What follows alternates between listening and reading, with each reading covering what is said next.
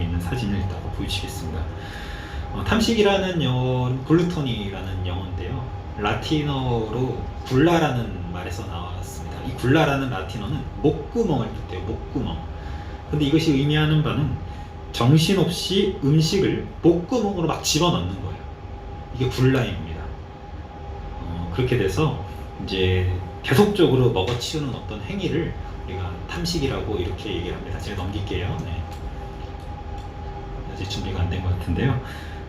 어찌됐건 사진을 보면서 했으면 좋겠는데 사진이 안 나와서, 한마디로 삶의 우선순위가 나오네요. 네. 아까 말씀드렸다시피 가운데에 뚱뚱한 아빠가 고기를 개걸스럽게 먹어치우고 있고, 아들이 그걸 달라고 보채고 있고, 밑에는 소세지가 있고, 그리고 한쪽 오른쪽 끝에는 술을 통째로 마신 하인, 그리고 왼쪽 끝에는 계속 음식을 들여오는 여인, 그리고 밑에 까만, 오른쪽 아래에 까만 건 병기입니다. 그래서 이렇게 탐식에 대해서 이 네덜란드 작가는 이렇게 그림으로 표현을 했습니다. 네. 빌립보서 1장 13절 19절에 사도 바울은 그 믿지 않는 사람들에게 그들의 신은 뭐라 그랬죠? 배요. 여기서 배는 당연히 소화기관을 의미하는 배를 얘기하는 거겠죠. 여기서 히브리적 뜻을 보게 되면 히브리어로 배는 창자예요. 창자. 근데 창자는 히브리적 언어로 인간의 욕망의 좌소로 표현해요. 이 창자를. 그래서 저들의 신은 배라고 했을 때에 저들의 신은 욕망이라는 거예요. 욕망, 탐욕, 먹는 것, 이런 것들을 다 포함한 그런 뜻입니다. 이 탐욕은, 그중 가운데서 탐식은 인류의 첫 죄의 근원이 됐던 이유였죠. 선악과를 먹고 싶었거든요. 그만큼 탐식은 참 강한 유혹입니다. 한 중국 저널리스트가 쓴 중국 황제의 일상생활들을 쫙 역사적으로 조사해 봤는데요. 중국 역사에는 600명의 황제가 있었는데 정치 말고 딱 두 가지에 몰두했다고 합니다. 그 두 가지는 식탐과 색탐이었다고 해요. 백성들이 하루 두 끼도 못 먹을 때 황제들은 네 끼를 먹고, 황제 한 끼의 식사를 위해 동원되는 식자재는 트럭 1.5톤 분량이었다고 합니다. 둘이서도 수백 명이 필요했다고 해요. 그리고 신선하고 진귀한 먹거리를 먹기 위해 하나의 오늘날 따지면 공무원 조직까지 만들었다고 해요. 이 평균적으로, 어떤 한 황제만 그랬던 게 아니라 600명의 황제들의 통계적으로. 자, 이렇게 해서 이제 탐식은 어마어마한 욕망이다라는 것을 우리가 역사적으로 볼 수가 있는데요. 2000년도부터 시작된, 이제 여러분들도 잘 알고 TV에서도 많이 나오는 먹방을 여러분들도 잘 아실 겁니다. 저도 이제 설교 준비를 하면서 좀 조사를 하다 보니까 이 먹방은 우리 사회적인 어떠한 이런 컨텐츠죠. 사회적으로 굉장히 이슈화되고 있고 관심이 많아요. 여러분들도 뭐 많은 방송을 보셨고, 유튜브로나 지상파로나 많은 방송들을 보셨을 텐데요. 지금도 프로그램이 있는 게 있고요. 이것이 사실은 시작된 게 2000년대 초반에 생겨난 콘텐츠입니다. 외국에서도 이 먹방을 이팅 미디어라고 하지 않아요. 먹방 이렇게 얘기해요. 한국의 주요한 문화라는 거예요. 먹방. 그래서 이거를 영어로 그대로 옮겨서 한국말을 영어로 옮겨서 먹방이라고 표현할 정도로 하나의 주요한 콘텐츠가 됐는데요. 2000년대 초반에 이 W 플레이어라는 이 웹사이트에서 아프리카 TV로 이름을 바꾸면서 BJ들이죠. 이제 옛날로 따지면 비디오 자키들이 이제 먹는 것을 계속 보여주는 1인 크리에이터 방송을 하는 거예요. 혼자서 방송을 하는 거죠. 그러면서 개인 방송으로 본격화됐는데, 이후에 인스타그램, 페이스북, 유튜브 라이브를 통해서 이런 방송들이 점점 많은 사람들에게 구독이 되고, 그리고 점점 많은 구독자들이 생기게 되었습니다. 처음에 시작은, 이 먹방의 시작은 대식 속식이었어요. 대식 속식. 조사를 하다 보니까. 그러니까 엄청나게 많이 먹고 엄청나게 빨리 먹는 것을 재미있게 보는 것에서부터 시작했어요. 이게 이제 먹방의 1세대들이 주로 찍었던 컨텐츠입니다.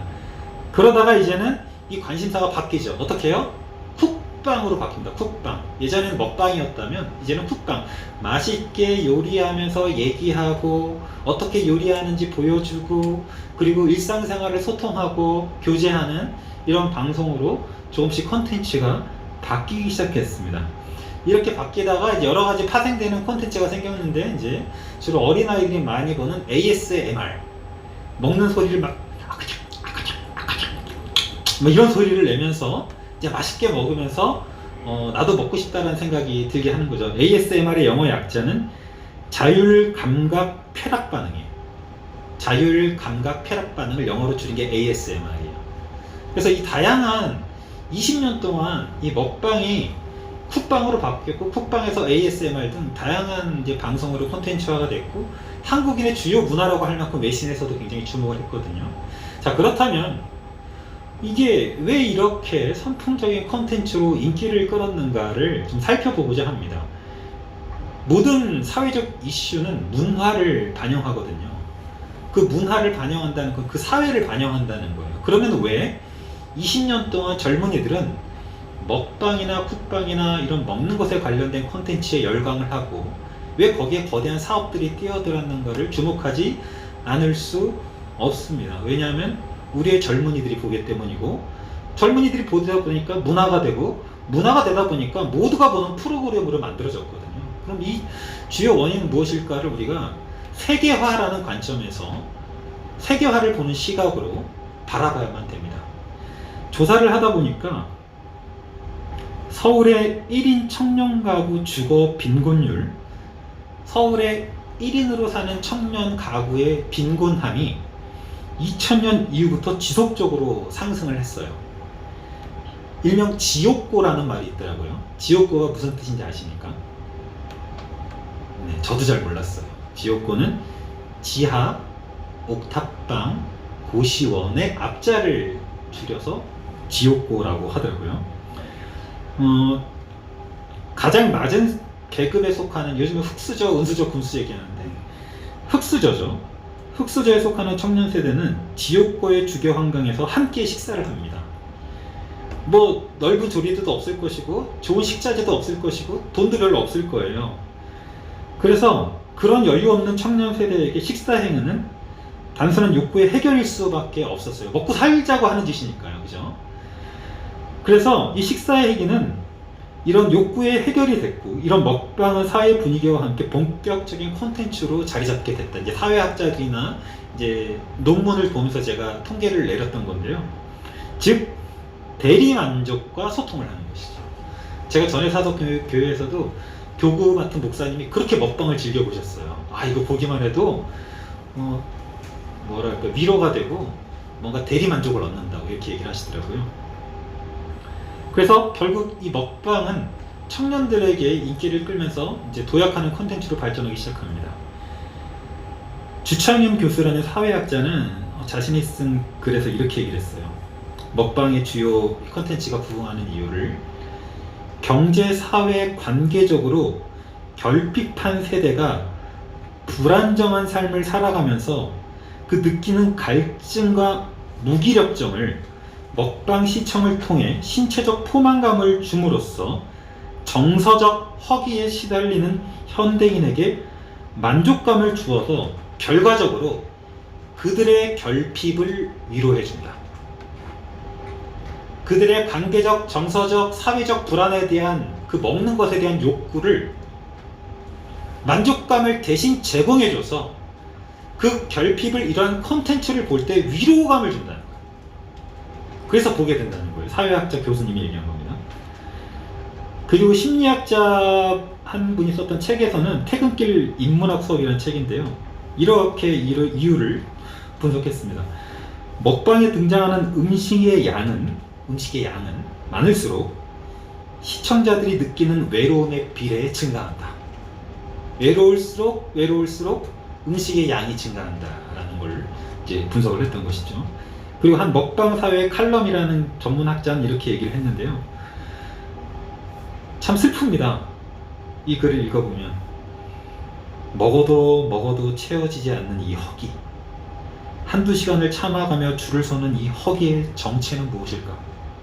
그렇게 먹어대고 또 어딘가에 줄을 서야 하는 이 배고픔이요, 우리 삶의 허기는 어떻게 채워야 하는가? 먹는 거 말고 즐거운 일이 없는 사회다. 그게 좀 슬프다. 그러한 이유들 때문에 우리가 먹방이라는 컨텐츠, 쿡방이라는 컨텐츠에 우리가 소비한다는 거죠. 실질적으로 과학적으로도요, 지속적으로 받는 스트레스, 사회적 실패, 힘겨운 현대 생활로부터 우리는 도피하기 위해 우리 뇌의 한 호르몬인 도파민 D2 할당제를 잃는다고 해요. 그것을 다시 찾기 위해 도파민은 약간 흥분제거든요. 쾌적인 요소가 있습니다. 사람들은 음식, 술, 마약, 그 밖에 자극적인 것들로 자신들의 축 처진 기분을 복돋을 때까지 해결책을 찾는다는 거예요. 삶의 의미와 보상을 그곳에서 찾게 되는 것입니다. 결국 이 먹방의 콘텐츠가 우리 젊은 세대들과 우리 문화를 사로잡았던 이유는 결핍, 불안, 외로움의 보상인 즐거움을 여기서 찾는 거예요. 물론 그렇다고 먹는 게 잘못된 건 아닙니다. 제가 이 상황에 대해서도 우리가 어떻게 먹어야 되는지 설명을 할 텐데요. 그레고리우스라는 4세기의 수도사하면서 운둔자이며 경건한 생활을 했던 사람은 이 수도사는 대표적인 수도사예요. 사막의 수도사 중에 대표되는 수도사인데 먹는 것에 대한 탐식에 대해서 5가지 유형을 잘못했다고 얘기했어요. 첫 번째가 급하게, 여러분들도 한번 포함되는지 한번 생각해 보세요. 4세기의 수도사가 했던 말입니다. 첫 번째 급하게, 두 번째 개걸스럽게, 세 번째 지나치게 많이, 까다롭게, 사치스럽게. 이 5가지를 잘못된 음식 습관이라고 얘기를 했고, 결국 탐식이 정력으로 이어진다라고 했습니다. 자, 이렇게 많이 먹는 것에 대해서 우리가 내 돈으로, 내 돈 내산인데 내가 내 돈으로 내가 먹는데 누가 뭐라 할 수 있느냐, 이렇게 얘기를 하지만 그리스도인들은 그렇게 생각하면 안 되죠. 북미인들이 매년 쓰레기통에 내버리는 음식을, 북미인들이 내버린 음식을 금전가치로 환산하면 아프리카에 살고 있는 전체 그리스도인들의 총 수입의 5분의 1에 해당된대요. 버리는 게. 북미 아프리카인들이 굉장히 많은 그리스도인들이 지금 막 성장하고 있거든요. 근데 그들의 총 수입의 5분의 1이래요. 그걸 환전가치 하면. 한쪽에서는 기아와 가난에 허덕이며 영양실조와 결핍으로 죽어가는데, 한쪽에는 지나친 섭취와 과식으로 인해 비만으로 죽어가는 아이러니한 현실 가운데 살아가고 있는 것입니다. 한국에서는 얼마 전 설문조사를 보니까, 통계를 보니까 먹지도 않는 음식이 개봉하지도 않은 4분의 1이 버려진대. 4분의 1이.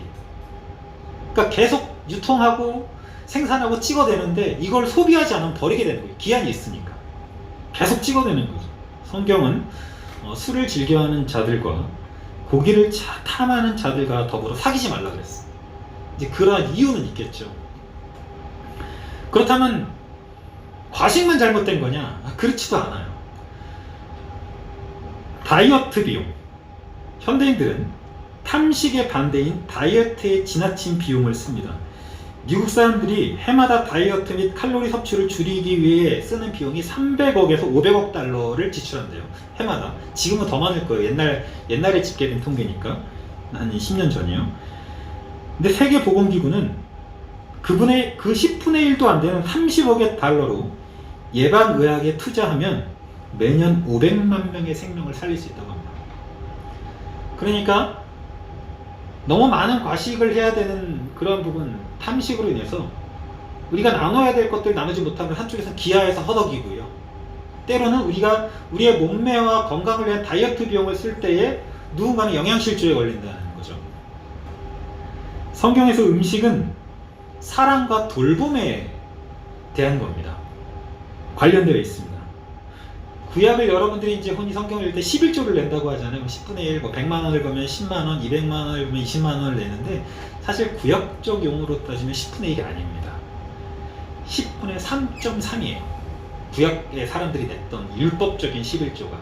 정상적인 수입에 대한 10분의 1, 그리고 레위 및 제사장들에게 내는 10분의 1, 그리고 함께 나누기 위해서는 10분의 1이 있었어요. 그때는 함께 먹어서 다 음식을 나눴어요. 그리고 0.3은 뭐냐? 돌아오는 희년 때마다 이제 백성이나 노예들을 풀어주는 것까지 하면 이제 10분의 3.3인 거예요. 그만큼 먹는 것은 하나의 10분의 1로서 모든 공동체가 나누는 축제에서 서로가 베풀고 나누는 음식이었습니다. 신약에서는 이 나눔이 성찬으로 완성되죠. 예배 시간에 함께 나누는 거. 고린도 교회 문제가 뭐예요? 부자들은 저쪽에서 따로 앉아서 엄청난 걸 나누고 가난한 사람은 저쪽에서 작은 것을 나누니까 호통을 치잖아요. 왜 우리가 하나인데 형제들이 따로따로 그러냐? 성찬을 함께 나누는 거다. 공동으로 주님께서 주신 것들을, 이게 신약의 음식을 나누는 거죠. 그렇다고 우리가 이제 과식, 속식, 먹방을 하면서 그럼 먹으면 안 되냐? 그런 것도 아닙니다. 왜냐하면 성경에 음식물은 하나님이 지으신 바니 믿는 자들과 진리를 아는 자들이 감사함으로 받을 거라고 그랬어요. 그러니까 우리는 먹을 때 감사함으로 먹어야 돼요. 탐욕적으로 먹는 게 아니라 나누면서, 그리고 작은 것도 감사함으로 이제 먹는다는 거죠. 종교개혁자 칼빈은 이렇게 얘기했어요. 각종 음식을 통해 얻는 기쁨은 신자들이 적극적으로 누려야 하며 이것은 배고픔을 달래는 삶의 양식을 넘어 삶을 즐겁게 하는 하나님의 소중한 선물이다. 그래서 먹지 말라는 얘기가 아니라 하나님께서 우리에게 주신 선물을 기쁘고 소중하게 누려야 한다. 근데 어때요? 항상 정도에서 지나치는 게 문제인 거예요. 정도껏 먹으면서 감사하면 되는데 우리의 욕심이 거기에 깃들게 되면 이제 그게 문제라는 것이죠. 근데 오늘날 사회는 아까도 봤지만 먹방, 쿡방, 이제 ASMR 등 이런 것들이 잘못됐다라는 생각 자체를 하지 않습니다. 맛있게 먹으면 되는데 뭘? 내가 요리해서 먹는 건데, 날 즐겁게 하는, 나한테 주는 위로인데 뭘? 그러니까 그거에 대한 문제의식이 전혀 없어요.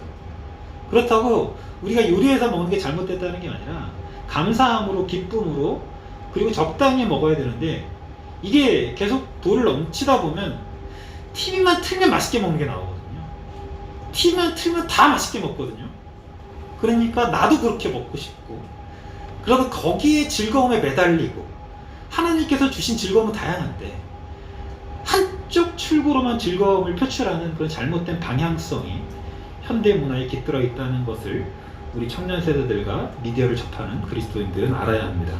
그래서 우리가 팥죽을 즐길 수는 있지만 에서처럼 장자의 축복권을 팔고 팥죽을 하면 안 되는 거예요. 하나님이 주신 팥죽 맛있게 드셔야지 그걸 가지고 진짜 하나님의 축복권 맛받고는 그것은 잘못된 것입니다. 하나님께서는 신명기 8장 3절에 내가 너희들에게 광야 40년 동안 만나를 주었던 이유가 뭔지 아니? 만나라는 뜻은 히브리어로 이것이 무엇인가 라는 뜻이에요. 하늘에서 막 떨어지는데 이게 뭘 하늘에서 떨어지니까 이름을 못 붙이니까 이것이 무엇인가, 이게 만나예요. 네, 하나님께서 만나를 주셨던 이유에 대해서 신명기 8장 3절에 나와 있습니다. 합독합니다. 시작.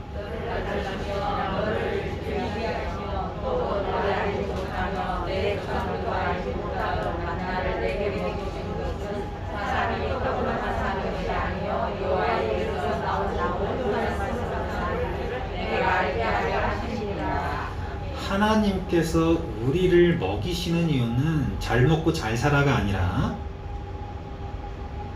여호와의 입에서 나오는, 내가 너희들에게 음식물을 주어서 살 수 있듯이 여호와의 입에서 나오는 말씀이 너희 살리는 거야.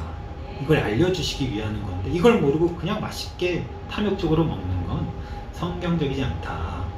그리고 예수님은 신약에 와서 이것을 완성하시는데 내가 생명의 떡이라고 하셨어요. 음식물을 예쁘고 맛있고 재밌게 요리해서 드세요. 하지만 그것을 먹으며 주님께 감사하고 주님을 생각하고 나누며 참된 떡이 그리스도인 줄만 알면 그럼 감사히 먹어도 되는 겁니다. 하지만 내가 먹으면서 참된 생명의 그리스도의 떡과 관련된 것이 아니라 오히려 우리가 세상 것에 집중하고 욕심이 실려서 탐식이 되게 되면 그게 문제. 거기다가 즐거움을 거기에만 심으면 그게 문제가 되는 것입니다. 이게 바로 탐식입니다. 7번째로 마지막입니다. 정욕인데요. 사진을 한번 보도록 하겠습니다. 술과 음식에 취한 젊은 남녀가 여흥을 북돋아주는 광대를 보며 관능적인 장면을 연출하고 있습니다. 탁자와 술병, 악기들이 이제 유희를 드러내고 있는 사진입니다. 정욕이라는 헬라어 단어인 에피디미아는 신약 성경에 총 37번 나와요. 37번. 사욕, 정욕, 세욕이라고도 번역을 했는데요. 근데 이것은 이 에피디미아라는 단어는 육체적인 정욕에만 관련된 건 아니에요. 예를 들어서 재물, 재력, 권력, 이 쾌락 등 다양한 육신의 정욕을 다 일컬어서 하는 말입니다. 모든 종류의 자기중심적인 욕망을 에피디미아라고 성경은 썼습니다.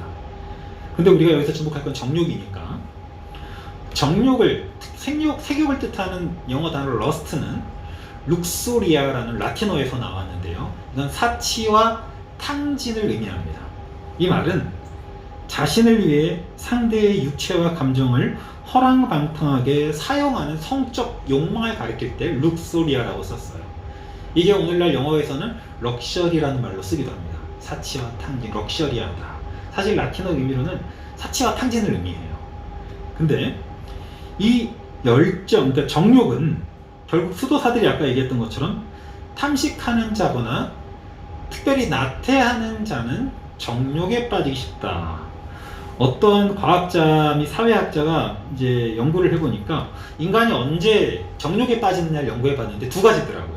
첫 번째는 자신의 성취욕이 최고조에 달했을 때, 그러니까 다 이룬 거예요. 만족한 거예요. 다 이뤘어요. 그러고 나서 다 이루고 나니까 어때요? 다 이루기 전에는 올라갈 때가 보이는데 다 이루고 나니까 약간 허망하잖아요.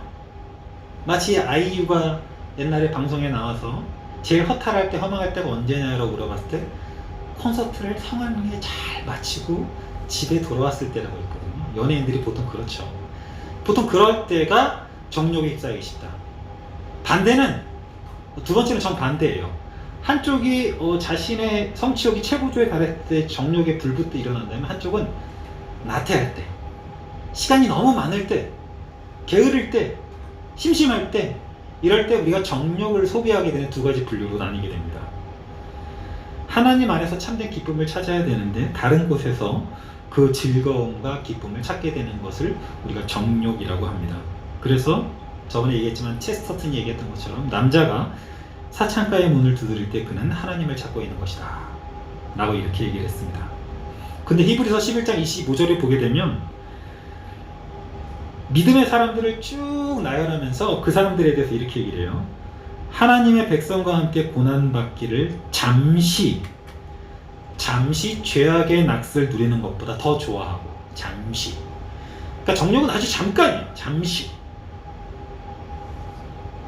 선악과는 어떤 맛이었을까요? 개인적으로 굉장히 궁금합니다. 하나님이 그 먹지 말라는 선악과는 달콤한 사과 맛이었을까요? 시큼한 레몬 맛이었을까요? 아니면 그 중간쯤인 한라봉 맛이었을까요? 정말 맛있었을지 않았을까라는 개인적인 생각이 드는데, 선악과를 먹는 거는 뭐 아그작아작 씹는 게 무슨 5분 이상 걸리겠습니까? 아주 잠시지만 그 형벌은 지금까지 받고 있는 겁니다. 영원하게 죽을 때까지. 이 세상도 정욕도 지나가되 오직 하나님의 뜻을 행하는 자는 영원히 거하느니라. 짐 엘리엇이라는 선교사가 있어요. 유수한 대학에 들어가서 미래가 촉망되는 그 대학생이 어느 날 갑자기 결혼을 하고 에콰도르라는 미개 땅으로 선교를 하러 가기로 결심을 합니다. 선교의 결과는 함께 갔던 5명의 남자가 다 식인종에게 잡혀먹었어요. 전도하러 갔다가. 근데 그가 선교하러 가기 전에 전도하다가 이런 말을 들어요. 비그리스도인에게. 저런 바보 같으니라고 하나님에 대해 전도하니까 바보 같다는 말을 들어요. 그러자 그 짐 엘리엇이 했던 말이 바로 다음과 같은 말이었습니다. 영원한 것을 얻기 위하여 영원하지 않는 것을 버리는 사람은 바보가 아니다. 잠시의 쾌락을 버리고 그 영원한 것을 얻기 위해서 영원하지 않는 것을 버리는 사람은 바보가 아니라는 거예요. 오늘 본문 말씀을 볼까요? 정욕에 대해서 지극히 큰 약속을 우리에게 주사 이 약속으로 말미암아 통해서 그런 뜻이, 이 약속을 통해서 너희가 정욕 때문에 세상에서 썩어질 자가 되지 않게 하는 거다. 그러니까 약속은 우리에게 하나님이 주신 약속은 정욕에 빠지지 않게 하는 거예요. 그 약속을 붙잡고 있으면 그 약속을 통해서 우리가 이 정욕에서 썩어 없어질 거에서 신성한 성품에 참여하는 자가 된다는 거예요. 그러니까 약속은 이 정욕을 이기게 해주는 거예요. 이 약속을 신실히 붙잡는 것은. 근데 믿지 않는 사람들은 뭐라 그래요? 말세에 어떤 사람들이 이렇게 얘기해요. 조롱하는 자들이 와서 자기의 정욕을 따라 행하며 조롱하면서 이르되, 야, 주께서 강림하신다는 약속이 어딨어? 조상들이 잔으로부터 만물이 처음 창조될 때와 같이 그냥 지어진 거야. 그러니까 이제 진화론자들이 하는 얘기죠. 우연히 만들어진 거야. 그런 게 약속이 어딨어? 근데 성경은 뭐라 그래요? 신실한 그 약속이 잠시 동안에 살다가 없어질 그 정욕스러운 세상에서 버티게 해주는 거거든요. 그 약속이. 근데 반대에서는 야, 그런 약속이 어딨어? 그냥 그렇게 다 지어진 거지. 그런 약속 따위가 어딨어? 하면서 결과적으로 이런 걸 내는 거예요. 이제 좀 십수년이 됐는데요. 영국 무신론자협회가 버스에 자비로 돈을 걷어서 자비로 광고를 냈습니다. 영어를 뜻은 뭐냐면 신은 아마도 없을 것입니다. 이제 걱정 말고 당신의 인생을 즐기세요. 여기 버스에 타신 분이 제가 저번에 창조에 대해서 얘기할 때 진화론자의 리차드 도킨스입니다. 그도 참여했어요.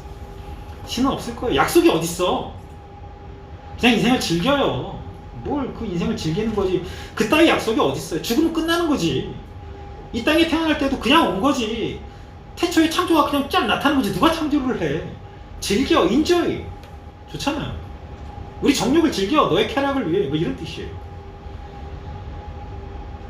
자, 그럼 이제부터 제가 그 문제점에 대해서 설명을 해드리겠습니다. 창세기 2장 25절에 선악과를 먹자마자 아담과 아내의 반응이 확연히 달라진 것은 그전에는 발가벗었는데 부끄러웠어요? 부끄러지 않았어요? 선악과를 먹기 전에는? 뭐 죄나 성적인 욕심이 없으니까 부끄러울 게 없죠. 근데 선악과를 먹고 나니까 이제 부끄러워진 거야. 이게 무슨 뜻이냐면 성적인 눈으로 바라보게 된다라는 것을 우리가 의미한다. 여러 가지 많은 것이 있겠지만 이 포르노그래피라는 말은 그리스어 포르네와 그라페인 쓰다라는 말로 매춘부에 대한 글쓰기라는 뜻이에요. 포르노그래피는 이제 뭐 사진이나 영상을 여러 가지 다 이런 걸 글이나 다 혼합하는 말입니다. 자, 우리나라 성인에 놀라지 마십시오. 92%가 포르노 시청 경험이 있습니다. 설계 통문 조사예요.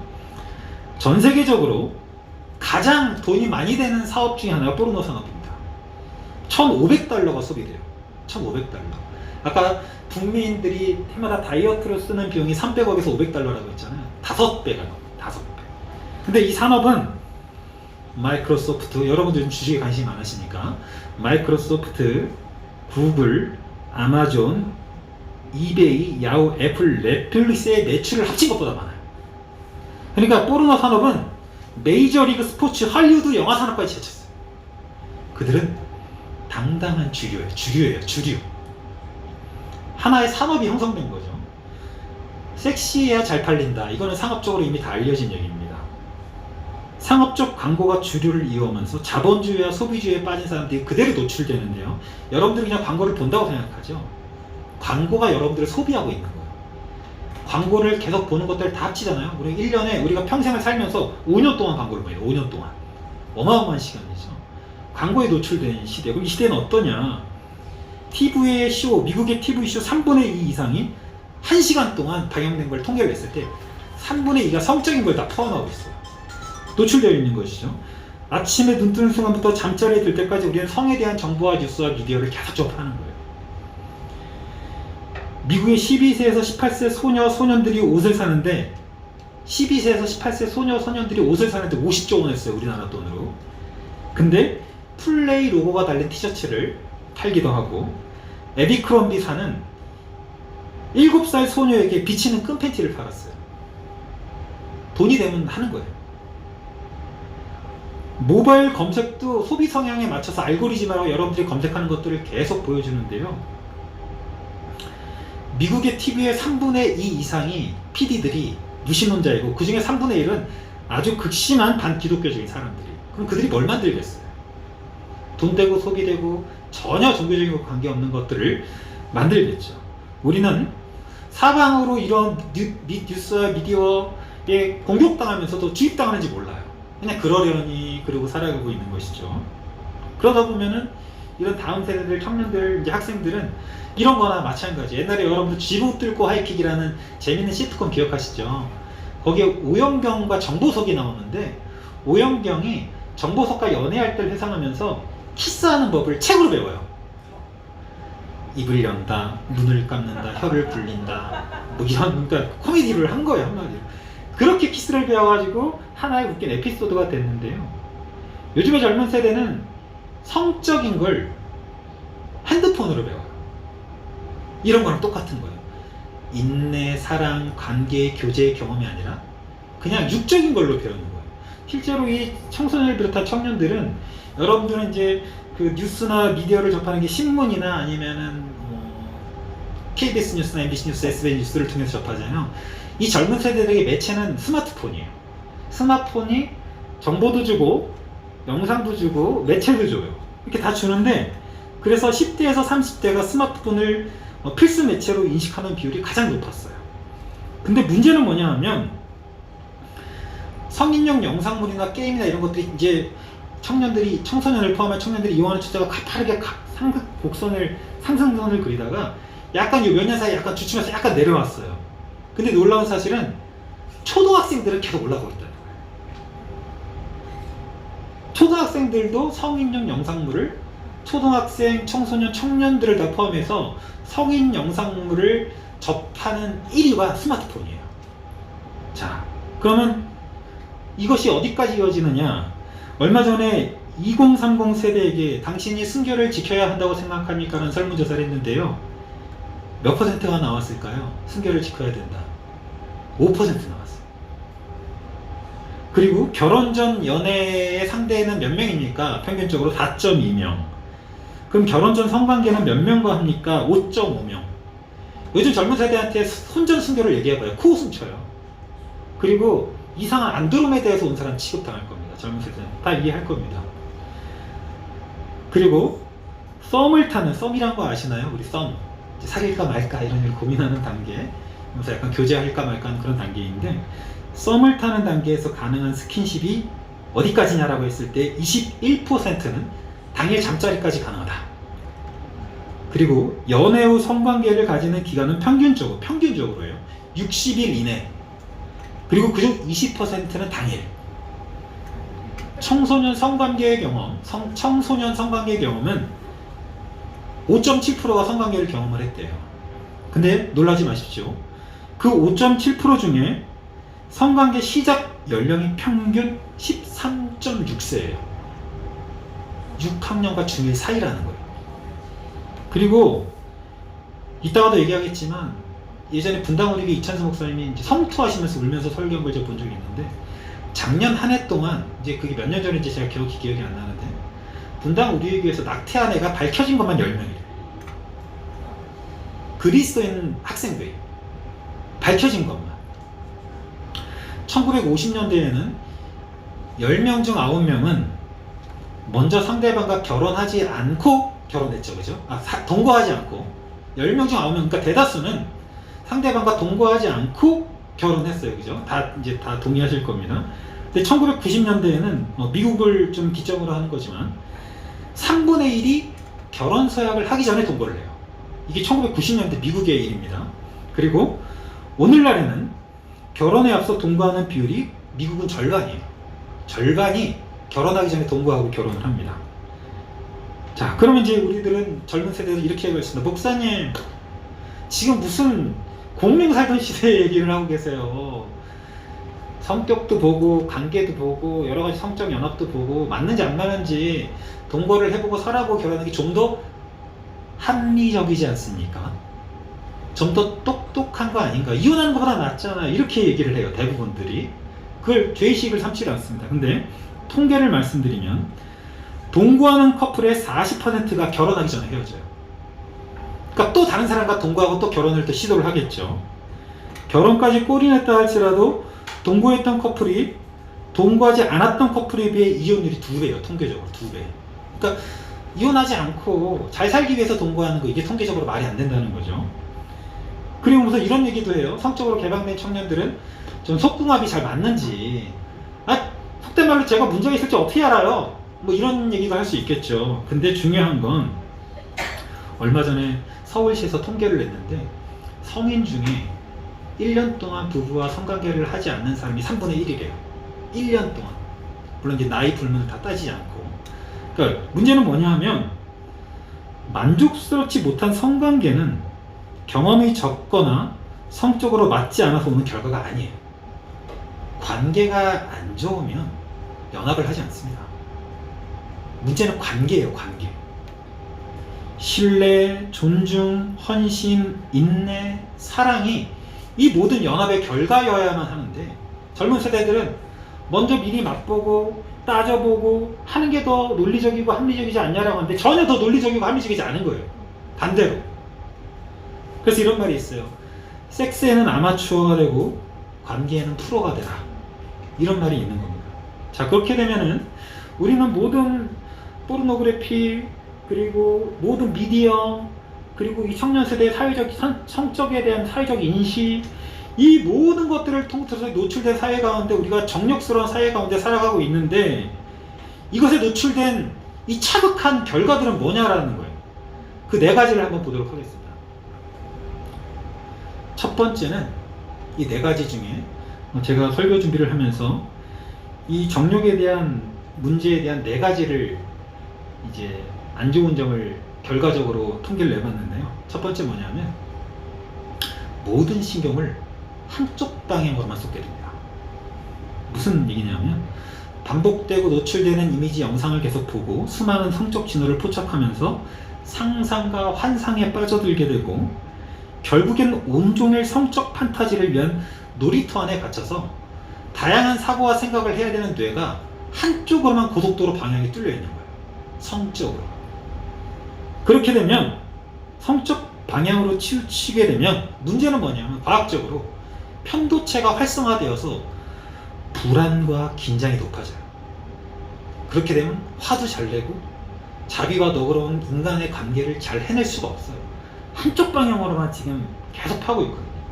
그래서 사람을 단편적인 사람으로 만들어버려요. 사고에 갇힌 사람으로 만들어버려요.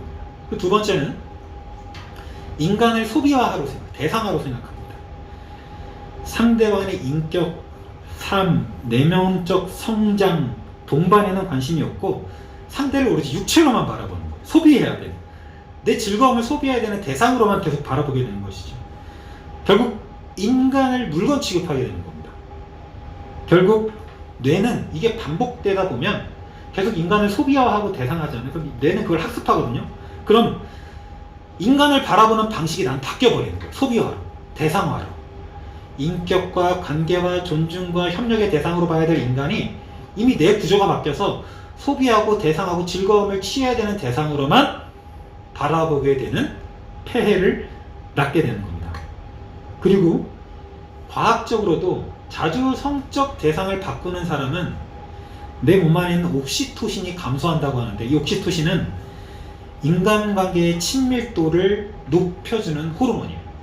그러니까 계속 성적 대상을 바꾸는 사람은 관계면에 취약한 거예요. 관계면에. 그리고 도파민의 내성이 막 증가해요. 도파민은요, 도파민이라는 호르몬은 게임할 때도 생기고 흥분할 때도 생겨요. 쾌락을 느낄 때도 생기는데, 이 도파민은 문제가 뭐냐면 그게 옳고 그른지를 판단하지 않아요. 도파민이 막 활성화되면 내성이 증가해서 계속 더 많은 도파민을 원해요. 그러니까 계속 자꾸 소비하게 되는 거죠. 이 문제는 뭐냐면 왜 사람을 인간화 대상화 바라보느냐. 요즘 이제 현대사회가 발달되면서 직장 내에서도 빠르게 사람들이 교체되거든요. 이직하고 퇴직하는 비율이 높아요. 그러면 속된 말로 안 보면 그만이에요.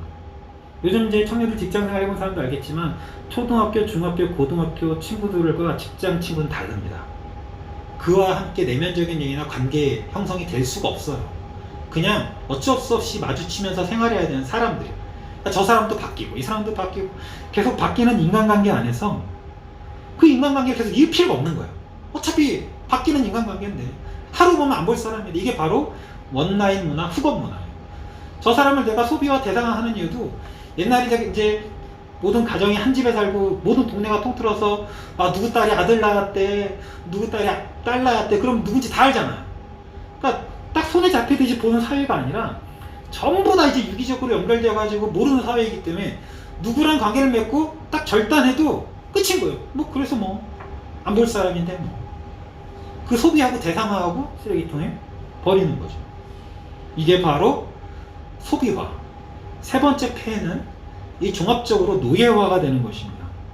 결국에 생활과 삶의 모든 포커스를 성적인 것에 맞추는 거죠. 결국 이것은 문제는 뭐냐 하면 그리스도인들이 주목해야 할 것을 주목하지 못하게 합니다. 한쪽 방향으로만 다 노예화가 이미 됐거든요. 한쪽 방향으로만 생각하고, 그리고 뇌는 이미 사람을 바라보는 관점이 바뀌었어요. 대상화 소비화로. 그러니까 성경에서 말하는 사람과 관계에 대한 걸 할 틈이 없어요. 그냥 죄의 노예가 되는 것입니다. 결국 자유로운 성생활과 이런 정욕에 대한 접촉은 자유를 누린다고 생각하지만 사실은 노예가 되는 거예요. 내 절제되지 않은 자유가 나를 노예를 만들어버리는 거예요. 동성애, 자유로운 성관계, 동거를 했던 사람들이 이혼율이 가장 높습니다. 결국 성경에서 부부의 연합을 교회와 그리스도의 연합으로 말하잖아요. 그 참되고 깊은 연합을 남자와 여자가 누릴 수 없는 거예요. 이게 바로 노예화되는 겁니다. 결국 성숙한 교제를 가로막게 되는 것입니다. 결국 이것은 성화로 인도하는 성령의 능력은 감소시키면서 인간은 더욱 죄를 짓고 타락에 빠져버리게 되는 것입니다. 잠시 동안의 쾌락을 위해 선악과를 5분 만에 먹어치웠던 이 아담과 하와가 영원한 형벌 가운데 에덴 동산을 쫓겨나갔던 것처럼 그렇게 살아가고 있는 것입니다. 근데 반대로 얼마 전에 US 투데이라는 주간지가 다음과 같은 기사를 냈어요. 제목은 이거였습니다. 그것을 교회 여성들의 복수라고 하라. 교회 여성들의 복수. 뭐냐 하면 크리스찬 여성들과 그들과 함께 자는 남성들이 지구상에서 성적으로 가장 만족하는 쪽에 속한다는 통계를 냈어요. 오히려 절제하고 인내하며 하나의 가정 안에서 성을 누리는 사람들이 더 만족도가 높다. 그래서 어떤 신학자들은 타락 전이 아마 성적으로 가장 만족스러운 때였을 것이다. 이렇게 얘기를 합니다. 마지막 정욕에 대한 폐해 네 번째는 성병입니다. 의사들이 인정한 성병은 오늘날 총 25가지입니다. 그중 19가지는 치료법이 없습니다. 매년 3억 3천 명에 달하는 사람들이 성병에 감염됩니다. 세계적으로. 근데 성병에 감염된 여성들에게 나타나는 가장 일반적인 결과는 불임입니다. 오늘날 현대사회가 앓고 있는 질병이죠. 최종 결과는 더 나아가 자궁경부암에 걸려요. 그렇다고 이제 불임을 앓는 사람들이 다 성적으로 물러난 사람들은 아닙니다. 그들도 어떻게 보면 피해자 중에 한 명이죠. 평생 동안 사랑하는 남자 한 명, 여자 한 명과 관계를 가졌었는데 그가 물러났다면 걸리는 거예요. 여러 가지 성병과 여러 가지 암들을 우리가 이 폐해를 그대로 받고 있는 겁니다. 그래서 이것에 가장 안전한 건 하나님께서 내려주신 짝과 일평생 아름다운 관계를 맺는 거예요. 성병의 3분의 2가 25세 미만에 걸립니다. 통계적으로 나와 있어요. 근데 무서운 건 이 성병이 증상이 없다는 거예요. 증상이 없으니까 병원에 안 가고 계속 또 다른 성병 감염자들을 노출시키고 있다는 것이죠. 근데 문제는 콘돔을 쓰면 괜찮다고 얘기를 하는데 콘돔을 써도 25개의 주요 성병 중에 5개 정도만 감염을 조금 감소시킬 뿐이에요. 그러니까 콘돔과는 상관이 없는 겁니다. 아까 중국 황제들을 얘기했는데요. 중국 황제들 썼던 이 칼럼가는 중국 황제들은 평균 10,000명이 넘는 후궁을 뒀대요. 10,000명. 가장 적은 후궁이 400명에서 500명. 근데 하지만 그들은 비참한 종말을 맞이했습니다. 황제가 바뀔 때마다 피바다고 정변을 겪지 않는 황제라도 천세를 누리는 황제는 단 한 명도 없었습니다. 그래서 이 정욕스럽게 내 자유를 누리면서 살고 쾌락과 나의 즐거움을 위해 살면 결국 그렇게 살아가는 이유는 우리가 아까 먹방이나 이런 콘텐츠에 소비하는 것처럼 결핍, 외로움, 불안을 이런 즐거움에서 찾으려고 하는 거거든요. 이 즐거움에서. 근데 문제는 이 즐거움과 외로움을 해소하려고 누군가 상대하고 갖고 남자하고 여자를 찾고 관계를 갖고 만나고 이렇게 하는데 결국 인간은 몸은 함께 하는데 정신은 고독감만 쌓여요. 고독감만. 왜? 몸을 줬다고 하지만 인간은 영혼을 가진 존재이기 때문에 몸을 나누어도 영혼도 바래요. 근데 몸을 나눴는데 영혼은 안 줘. 고독하고 외로운 것입니다. 쿨한 척하지만 외로움이 마음속 깊이 사무쳐 있는 거예요. 그 결과가 뭐냐면 우울증이고 자살이에요. 성적으로 방탕한 세대가 오늘날 통계적으로 봤을 때 우리나라가 OECD 국가 자살률 1위인 건 아시죠?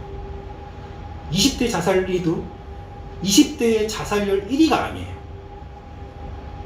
절반 이상입니다. 그리고 저도 이제 청소년이나 청년들을 맡고 이제 사역을 하다 보면 얘네들이 의외로 자살하고 싶은 충동을 얘기해요. 목사님 자살하고 싶어요. 그냥 아무렇지 않게 얘기해요. 그 저는 이제 그런 얘기를 들으면 깜짝깜짝 놀랐대요. 아니 그런 얘기를 아무렇지도 않게 하네. 근데 그러한 얘기를 해주는 게 감사해요. 얘기해야 되거든.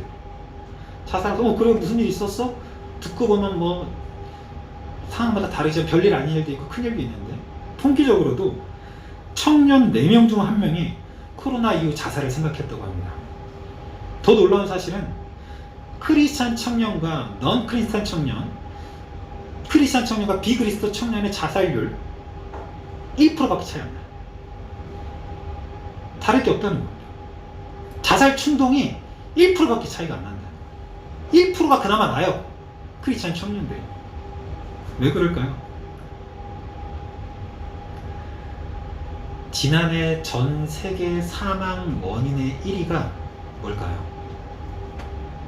지난해 전 세계 인구의 사망 원인 1위, 2년 연속 1위거든요. 뭐라고 생각하세요? 아무래도 전염병으로 생각하기가 쉽죠. 근데 아닙니다. 4,620만 명이 죽었고요. 낙태입니다. 전염병은 1,300만 명이 죽었는데요. 낙태가 3배 이상 높아요. 이게 우리 인류가 정욕을 쫓아 자유로운 삶을 살아가는 심각한 결과입니다. 세상은 말합니다. 누리고 즐겨라. 욜로 인생이다. 인생은 한 번뿐이다. 너를 즐겨. 근데 그걸로 인해서 피폐해지는 결과물을 우리가 감당할 수가 없습니다. 이런 말이 있습니다. 정욕은 갈증으로 죽어가는 사람이 소금을 찾아 헤매는 격이다. 먹어도 계속 갈증이 나는 것이죠. 그리고 그런 사람들에게 하나님은 심판을 하신다고 얘기하셨는데 로마서 1장 24절에 그러므로 하나님께서 그들의 마음에 정욕대로 더러움에 내버려 두사 그들의 몸을 서로 욕되게 하셨느니라. 하나님의 무서운 심판입니다. 내버려둬. 내버려둬. 마음대로 그렇게 정욕대로 살아. 그게 심판인 거예요. 죽을 때까지 그렇게 사는 게 심판인 겁니다. 자, 그럼 우리는 어떻게 해야 할까요?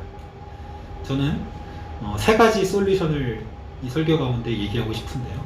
첫 번째는 이 말씀을 근거로 그리스도의 예수의 사람들은 육체와 함께 그 정욕과 탐심을 십자가에 못 박았다. 그러면 이 정욕과 탐심을 못 박기가 참 쉽지 않은데 어떻게 해야만 할까요? 첫 번째로 다 함께 읽겠습니다. 시작.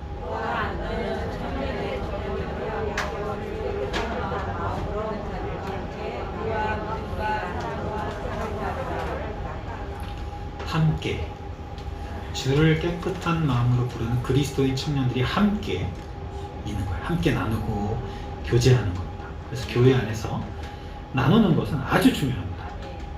왜냐하면 혼자보단 둘이 낫고 둘보단 셋이 낫거든요. 서로의 믿음을 공유하고 나누면서 단단해져가는 거예요. 자, 그럼 뭘 나누느냐? 두 번째로 합독합니다. 시작.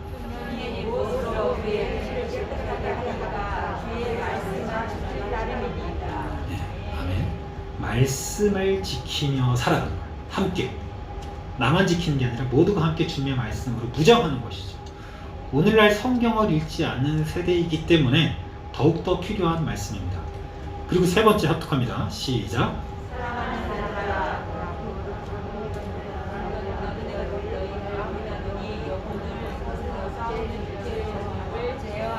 제어하라. 절제하라는 뜻이거든요. 제어하라.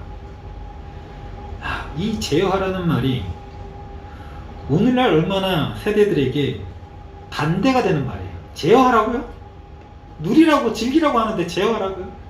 성경은 제어하라고 합니다. 어떻게 제어해야 될까요? 저는 기도해야 한다. 왜? 탐식과 정욕은 그 욕심과 유혹이 너무 세서 여러분 스스로 혼자 제어할 수 없어요. 우리가 흔히 착각하는 게 내가 참고 내가 좀 제어하고 내가 좀 감내하면 되겠지. 천만에요. 나 혼자 할 수 있는 건 아무도 없습니다. 주님께 매달려야 돼요. 주님, 나는 할 수 없습니다. 저는 연약하고 부족합니다. 주님께 무릎 꿇으니 힘과 능력을 주세요. 이런 기도를 해야만 하는 것이죠. 그래서 다음과 같이 우리는 십자가의 우리 모든 것들을 다음과 같은 방법으로 못 박아야 되는데, 본문 말씀을 다시 한번 보면 약속을 통해서만 우리가 그 정욕을 제어할 수 있어요. 하나님에 대한 약속, 하나님 나라에 대한 소망, 영원한 것에 대한 소망.